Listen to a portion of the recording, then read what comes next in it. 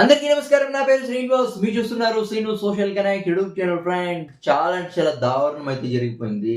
కాకినాడ జిల్లా మన్యం గ్రామం సార్లంకపల్లెలో చాలా అంటే చాలా దారుణం అయితే జరిగిపోయింది. పక్కూర్లంతా సంక్రాంతి సంబరాలతో కలకలలాడిపోతుంటే సిటీల్లో ఉండే జనమంతా వచ్చి వేరే పల్లెల్లో అంతా సంక్రాంతి సంబరాలతో మునిగిపోయింటే సార్లంకపల్లె మన్యం గ్రామం సార్లంకపల్లె మాత్రం అసలు కాలి బూడిదైతే అయిపోయింది. చాలా అంటే చాలా దారుణం అయితే జరిగిపోయింది. అసలేం జరిగిందంటే సంక్రాంతి పండగ కాబట్టి చాలామంది ఊర్లో ఉండే గ్రామస్తులంతా నిత్యావసర సరుకులు తీసుకొద్దామని చాలామందైతే తుని పట్టణానికైతే వెళ్ళిపోయారు. చాలా అంటే చాలా గ్రాండ్‌గా సెలబ్రేషన్ చేయాలని. అంటే అక్కడి నుంచి అంటే తుని పట్టణం నుంచి నిత్యావసర సరుకులు తీసుకొచ్చే లోపు ఈ సారలంకపల్లె కాలి బూడిదైతే అయింది. 40 ఇల్లు నీట్‌గా కాలిపోయుండాయి. అంటే ఆ ఇళ్లలో ఉన్న నగదు, బట్టలు ఏంటేంటి ఉండయో బంగారు క్లీన్‌గా ఏంటేంటి ఉండేయి క్లీన్‌గా దగ్ధమైతే అయిపోయింది. చాలా అంటే చాలా దారుణం అయితే జరిగిపోయింది. ఆ ఊర్లో ఉండే జనాలు, గ్రామస్తులు ఫైర్ ఇంజిన్‌కైతే ఫోన్ చేశారు. తుని పట్టణం నుంచి సారలంకపల్లెకి 50 కిలోమీటర్ల దూరం అయితే ఉంది.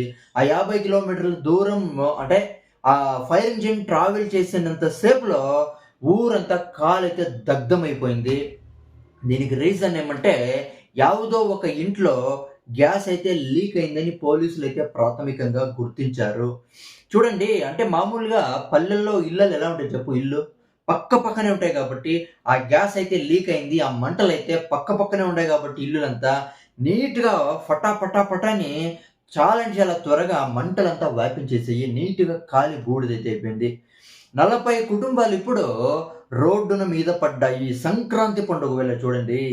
చాలా అంటే చాలా సంతోషంగా గడుపుకోవాల్సిన సార్లంకపల్లె 40 ఇళ్ళు క్లీన్‌గా దగ్ధమైపోయాయి. ఇప్పుడు వాళ్ళంతా రోడ్డు మీద పడ్డారు. బట్టలు, నగదు, ధాన్యం లాస్ట్‌కి బంగారు గూడా, గోల్డ్ గూడా బూడిదైపోయి దగ్ధమైతే అయిపోయింది. ఇప్పుడు వాళ్ళంతా వీధుల్లో పడ్డారు. గవర్నమెంట్ హెల్ప్ చేయాలని చాలా మందైతే కోరుకుంటున్నారు. ఏం చేసేకైలేదు తలరాత. చూడండి, యావదో ఒక ఇల్లు తప్పు చేసిన దానికి చూడండి, గ్యాస్ లీక్ అయినప్పుడు సరిగ్గా గుర్తించకపోతే ఇలా ప్రాబ్లమ్స్ అయితే వస్తాయి. తప్పు చేసింది ఒక ఇల్లయితే రోడ్డున పడ్డది 40 కుటుంబాలు. చూడండి ఎంత పెద్ద దారుణం అయితే జరిగిపోయిందో. చాలా అంటే చాలా బాధ కలిగించే విషయం. దీని గురించి మీరేమనుకుంటారు? కామెంట్ అయితే చేయండి. By by.